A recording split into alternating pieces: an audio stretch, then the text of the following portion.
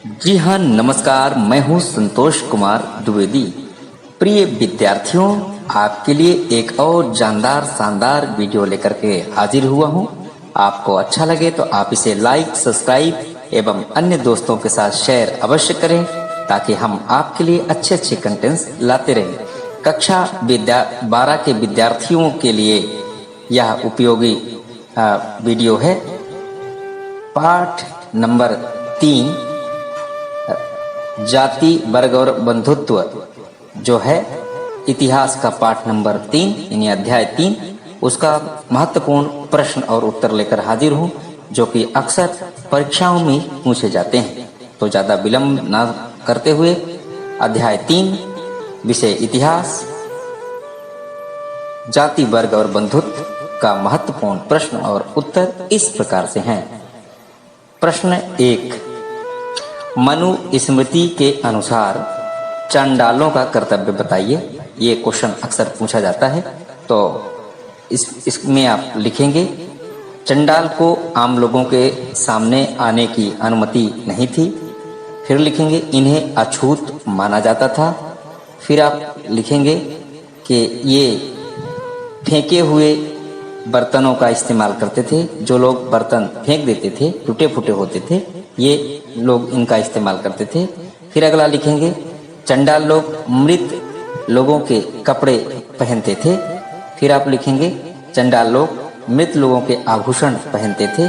फिर आप लिखेंगे कि चंडालों का कार्य मृत लोगों को जलाने का या दफनाने का काम इन्हें दिया जाता था।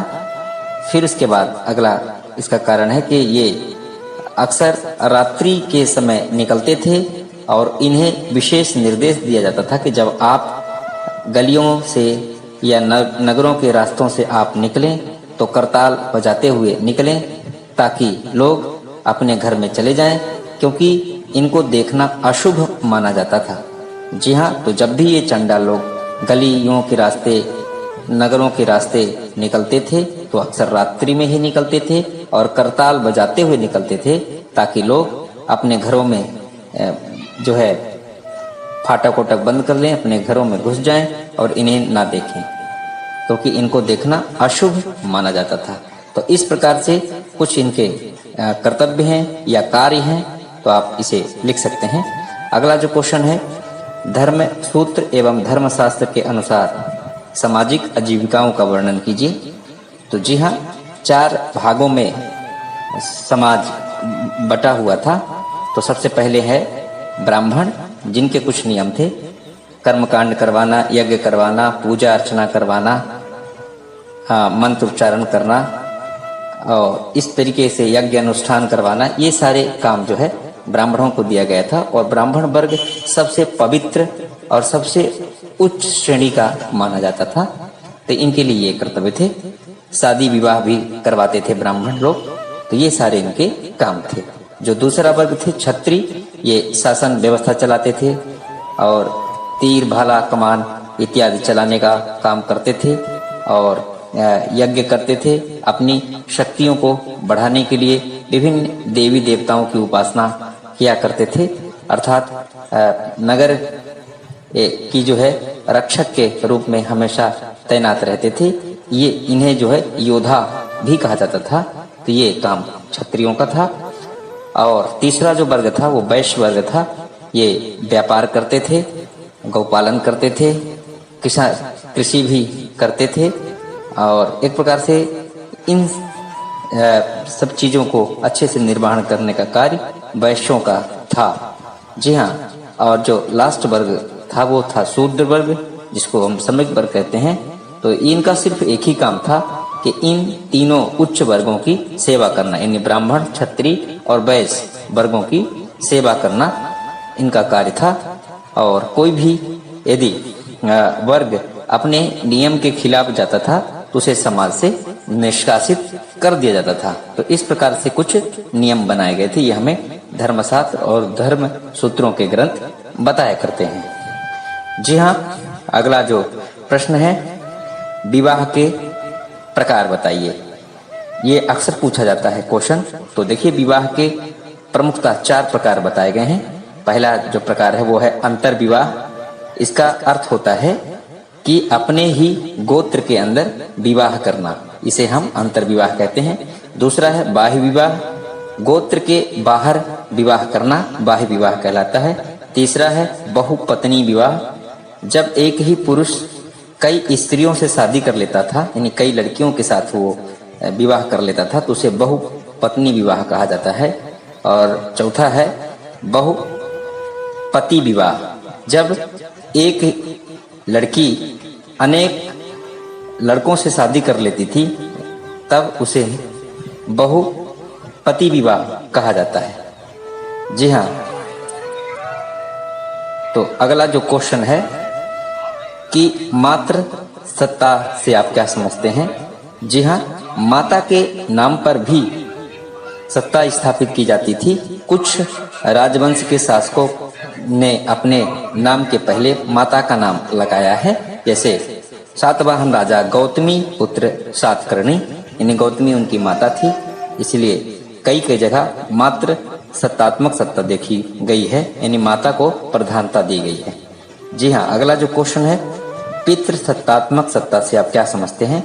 जी हाँ, इसका उत्तर होगा पिता के नाम पर जब सत्ता संभाली जाती है या पिता का स्थान प्रमुख माना जाता है तो उसे हम पितृत्वात्मक सत्ता कहते हैं। जैसे राजा हुए, फिर उनका पुत्र अगला राजा होगा, फिर उनका पुत्र अगला राजा होगा, यानी उत्तराधिकार में सिर्फ पुरुषों का ही वर्चस्व समझा जाता था, उसे हम पितृसत्तात्मक सत्ता कहते हैं। जी हाँ, अगला जो प्रश्न है स्त्री धन से आप क्या समझते हैं? जी हाँ, स्त्री का धन वह माना गया है जो वह विवाह के समय अपने पिता के घर से धन लेकर के आती है, उसे स्त्री धन माना गया है। लेकिन कई जगह यह भी देखा गया है कि यदि पिता के कोई लड़का नहीं होता है तो कई जगह उत्तराधिकार के रूप में लड़कियों को भी मान्यता दी गई है। जी हाँ, तो जो लड़की खुद कमाए या जो पिता के घर से उसे धन प्राप्त होता है उसे स्त्री धन की संज्ञा दी जाती है, जैसे आज के समय में दहेज की संपत्ति आप मान सकते हैं। जी हाँ, अगला क्वेश्चन है गोत्र से आप क्या समझते हैं? ये भी क्वेश्चन आता है। तो जी हाँ, अक्सर ये देखा गया है कि सभी इंसानों का, सभी मानवों का किसी न किसी ऋषि मुनि के नाम पर गोत्र बनाए गए हैं, अर्थात कोई भारद्वाज गोत्र है, कोई वशिष्ठ गोत्र है, कोई गौतम गोत्र है, कोई विश्वामित्र गोत्र है, कोई कश्यप गोत्र है। तो ये सब ऋषियों के नाम हैं। अक्सर ये माना जाता है कि हम जिस ऋषि का गोत्र इस्तेमाल करते हैं उसकी हम संतान माने जाते हैं, अर्थात ऋषियों के नाम पर जो गोत्रों का नाम रखा गया है, जो भी समाज के लोग, जो भी व्यक्ति उन ऋषियों के नाम पर अपने गोत्र का नाम बताता है तो वो उसकी संतान माना जाता है। जी हाँ, और एक और क्वेश्चन आता है ईसा पूर्व 6ठी शताब्दी से लेके ईस्वी 6ठी शताब्दी तक सामाजिक परिवर्तन में क्या क्या हुए, तो आप उसमें लिख सकते हैं कि समाज में एक तो छुआछूत की व्यवस्था थी, 4 भागों में वर्ण विभाजित था, जिसमें ब्राह्मण, क्षत्रिय, वैश्य, शूद्र और जो है उच्च वर्ग और निम्न श्रेणियों में भी विभाजित किए गए थे, अर्थात जो शक्तिशाली व्यक्ति होते थे वो उच्च श्रेणी के अंतर्गत माने जाते थे और जो कम शक्तिशाली होते थे वो निम्न श्रेणी के अंतर्गत मानते थे। और मजदूरों के साथ में कई जगह घनघोर शोषण भी किया गया है और कहीं मातृ सत्ता दिखाई पड़ती है, कहीं पितृ सत्ता दिखाई पड़ती है।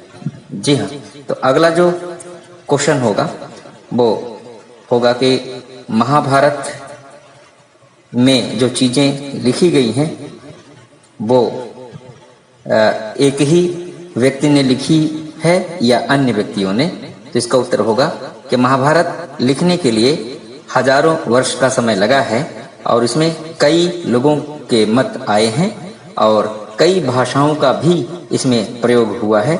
हर जगह मिथक बहुत ज़्यादा हैं और पूर्णतः महाभारत का ग्रंथ सच्चाई के कसौटी पर खरा नहीं उतरता है। इसके श्लोक अनंत हैं, अभी भी इसमें परिवर्तन किए जा रहे हैं। समय समय पर लोग अपने अनुसार महाभारत का अपने हिसाब से वर्णन किया है, इसलिए इसे पूर्णतः जो है सच माना नहीं जा सकता है। पर यह है कि एक समाज की जो छवि है इससे स्पष्ट होती है। इसमें कौरव और पांडवों के संदर्भ में जो विषमता आई, जो वर्णन मिलता है और किस तरीके से जाति का, वर्ग का और बंधुत्व का जो है समय समय पर समाज में परिवर्तन हुआ है और किसकी क्या मान्यता है, इसके संदर्भ में इस ग्रंथ में बताया गया है। शूद्रों के साथ किस तरीके से शोषण हुआ है, एकलव्य का वर्णन इसमें मिलता है, जो कि वो शूद्र भील जाति का था और उसे जो भील जाति के कारण होने के कारण उसे जो है गुरु द्रोणाचार्य ने शिक्षा देने से इनकार कर दिया। उसके बावजूद भी जब वह स्वयं के परिश्रम से एक महान धनुर्धर बन गया, जब यह बात द्रोणाचार्य को पता चली, तब उन्होंने दक्षिणा के रूप में बिना सिखाए हुए भी, यानी बिना गुरु शिक्षा दिए हुए ही उसका दायां हाथ का अंगूठा मांग लेते हैं ताकि अर्जुन ही सर्वश्रेष्ठ धनुर्धर बन सके। तो इस प्रकार की जो है विषमता मिलती है कि अक्सर जो है ब्राह्मण लोग अपने से निम्न जातियों को आगे बढ़ने से रोकते नजर आए हैं। तो ये कुछ बातें रही हैं। इसी तरीके से कर्ण का भी मिलता है। तो ऐसे कई सारे प्रसंग महाभारत में मिलते हैं, इसलिए इसे पूर्णतः प्रासंगिक तो नहीं कहा जा सकता, लेकिन हाँ यह है कि महाभारत में जो भी चीजें हुई हैं आज भी कहीं न कहीं समाज में उन सारी चीजों का प्रचलन देखा जा रहा है। इसीलिए जितना प्रासंगिक महाभारत पहले था उतना प्रासंगिक आज भी है। इसलिए एक क्वेश्चन ये भी बनता है कि महाभारत वर्तमान में कहाँ तक प्रासंगिक है, अपने विचार लिखिए। तो आप यही सारी चीजें लिख सकते हैं। इन्हीं चंद बातों के साथ आशा ही नहीं अपितु पूर्ण विश्वास है कि यह वीडियो आपको अवश्य पसंद आया होगा। आप सभी विद्यार्थियों को परीक्षा में अच्छे अंक प्राप्त करने के लिए ढेर सारी शुभकामनाएं देता हूं। यदि वीडियो आपको अच्छा लगा हो तो आप इसे लाइक, सब्सक्राइब, शेयर अवश्य करें अपने दोस्तों के साथ, ताकि सभी को इसका लाभ पहुंच सके। आपका बहुत बहुत धन्यवाद। नमस्कार।